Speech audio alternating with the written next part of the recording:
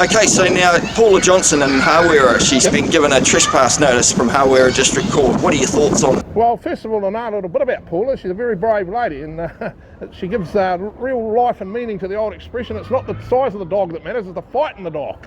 Right, exactly. Bloody all over. 5'2" of her. I hope she doesn't get offended by that. No, mate. I didn't mean it literally, Paula. But the situation, Steve, is this is horrendous. I mean, here's a public building. I mean, you can understand it if it's your private house or your private property or whatever. This is a public bloody building that she needs access to, I would imagine. Yeah, of course. She's got charges outstanding on her, so she needs to access it. And they're not responding via email or phone when she rings them. Well, they need to respond. There's a very important section to remember that's helps to equal the scales when you're fighting a government agency like this. Well, it's not actually the agency, it's just some bloody idiots and a part of the agency that are, power trippers, I guess. Yeah. Section 23 of the Official Information Act, it entitles you, if a government agency of any kind makes a decision of any kind about you that affects you in your personal capacity, which means it affects you personally, which most of them do. Well, I can't imagine a decision that wouldn't affect you personally, actually, a government decision. You are entitled to a written statement within 20 working days of the reasons why they made that decision, and secondly, all the information that they relied on in coming to that decision. So you can look at, it's very important to show, because in this particular case, it being a government building, the courts have held unanimously, all the courts, right from the District Court right up to the Supreme Court, that when and this was related to a case involving the Speaker at Parliament having issued a notice of trespass to protesters. Right. Well, obviously, it's, as I said before, it's different to private property, your own private property. I mean, people should have access to these public buildings. So the courts have held that when it's a public building, then the person that's issuing the trespass notice needs to not just issue the trespass notice because he feels like it, or he doesn't like the people, which is probably the case here with Paula. No, this is because we recorded the Hawera court when we went in there. Well, why shouldn't this is retaliation by Mark Popplewell, the manager. Right, well, Mark's making decisions that should have been made by people a few steps above his pay grade, I would say here. So they need to take, the person issuing a trespass notice in respect of a governmental building needs to take into account a whole lot of considerations. Firstly, the Bill of Rights. The Bill of Rights that gives freedom of movement in section 18, and the other section is freedom of association. They need to take things like that into account. They can't just say, I don't want you on my building just like a normal property owner can, and issue a trespass notice under the Act. These twits tried doing here. Well, that's right. I would say prima facie, on the face of it, that trespass notice is invalid. And if poor Paula goes in there and gets arrested, well, she would probably have an action against, who is his name? Mark Popplewell. Yeah. He sounds like a right bloody twerp, if I may say so. He wants to get real and ask himself, why am I issuing, they've got to ask themselves, why am I issuing this trespass notice? Is it justified? Well, the police said there is no reason. Is it Paula? Are you able to come over here for me so I don't have to shout to you? No, I'd rather you just talk to me from here. What can I do for you, love? Okay, cool. I basically just need to let you know that you're trespassed at the Hawera Court. The Hawera Court? Yeah. Then how do I go to my court hearing? It basically says you're only permitted to enter the courthouse for the sole purpose of attending your hearings. Well, I've never been there for any other reason. Yes, you must leave the courthouse. What was the reason? So there's no reason given. It's a trespass notice. Well, the police said there is no reason. Well, they're not the ones that issued the trespass notice, of course. Give them the section. So section 23. That's section 23, subsection 1. That's 23 and 1 in brackets. Official Information Act, 1982. Okay. It's a very powerful tool for citizens who are up against the state. Because otherwise, when you don't get a written statement, they keep shifting the goalposts. And is that where it also says they've got to respond within 20 days? No, there's another section in the Official Information Act that says that they must respond within 20 working days. Which is 28 days, yeah. Yeah, basically. There's actually two steps to it. First of all, they're supposed to respond as soon as reasonably practicable, all right? Which means if it's a document sitting in a file over there, desk of files over there, then they should go and just get it, right? But It then says, but in no event later than 20 working days from the time of receipt of the request. And it just doesn't have to be made in any special form, just one email is sufficient, and then you've got proof it was actually delivered. Sure. Yeah, they can get an extension in certain very closely defined circumstances. Yeah.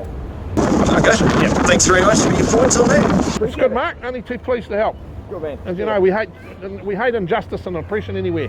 Doesn't matter who to. Of the bureaucrats and the And some of the people that are sitting there saying, you know, who cares? Hey, it might happen to you one day or one of your loved ones. Yeah. You just want to be bloody grateful. There's people out there now on the front line stopping these people from getting to you. Absolutely. Yeah, and taking all that comes with that, by the way. Good you man. know, hatred of certain misguided and misinformed police officers with grudge. You realise why Paula is paranoid of the New Zealand police? Do I realise why she's paranoid? Christ, I'm paranoid of them myself. Some of them. Him and orangutan. But I'm a bit bigger than Paula. Because they took her kids for Well, 5 that's months right. without any justifiable cause. I- And then return them. Yeah, I know, and I know exactly how she feels because she suffered grave injustice at the hands of the state. Whenever she comes in contact with officers of the state, it re-triggers it all. It's PTSD. It re-triggers it all, and she'll react in a way that a normal person might not react, or what they might not expect. And then they'll try and have her for that. She's reacting perfectly normal. How a person acts who's suffered what she suffered. Correct. There's nothing worse than having a child taken off a parent, for God's sake. Yeah. The child-parent bond is the closest of any. It's just fundamental human existence. And anyone that interferes with it without good reason needs to be held accountable. Because like I say, they might be doing it to Paula's children one day, yours the next. You never know who's going to say something about you in this day and age. No one's safe at the end of it. Now Tracy Martin is saying at last that the biggest problem is the social workers. Hey, where's Tracy been for the last, how long was she minister for? 3 years. Where Wouldn't even talk to us. Was she asleep at the wheel or some bloody thing? I could have told her that 3 years ago. Waiting for free. I'm not. Blaming the Social Workers Registration Board for all of it. Because they're only funded by the social workers. Which is ridiculous. They got a completely different function to weeding out rogue, to what Paula should be doing. Paula's duty is first of all and foremost not to her clients. Clients of OT. Why isn't it the social workers registration was not necessarily got that for first and forefront in their considerations. Whereas the minister Well, has those Tracy, obligations. Tracy's gone. Well, thank God for that. When Let's hope honestly, I Calvin don't feel sorry Tracy's gone. I honestly Neither don't. do I. Let's make sure Kelvin doesn't make the same mistake.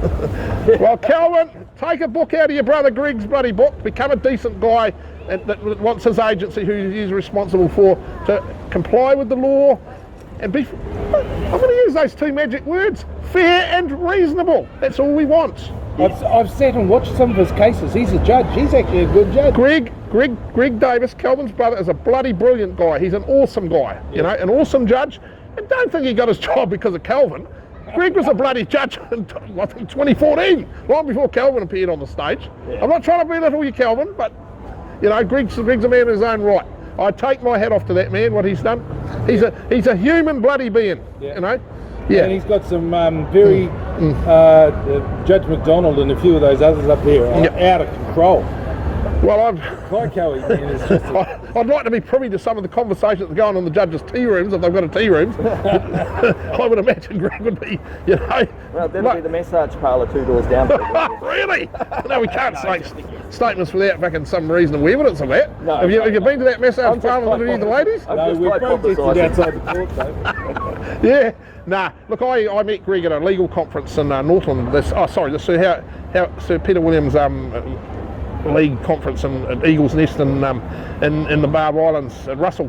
And my awesome Peter, he actually said to me, he said, thank you, Arthur, for reminding us that the people that we sentence every day are actually human beings. We know that, of course, but sometimes we need reminding about it. Yeah. You know, that what we do has a ripple effect right across, not just that defendant in front of us, but their whānau, their family. You know, they might be the underpinning, the matriarch of the whānau or something, or the key member of the whānau, you know, that they turn to. Let's get him as a keynote speaker for the congregation of the New Zealand Family Court judges. Well, honestly, I think some of his ideas would certainly, you know, need to find resonance in among other family court judges, you know, because look, it's a circus at times. The bottom line is there are a substantial number of people are feeling that they're not getting a fair go in the family courts. Yeah. Now, our courts are meant to serve the people and the welfare of children and their parents too, because a child's welfare is inextricably linked to its parents. So, you know, that's what they need to realise and remember. They're not gods. They're simply there administering justice for those children and those parents on behalf of the rest of the public of New Zealand and the community. And they really need to remind themselves of that from time to time. All right, well, Yeah. let's go. It's like the weather's playing up, so we're No, good. no. Thanks, Yeah, Albert. that's all good, mate.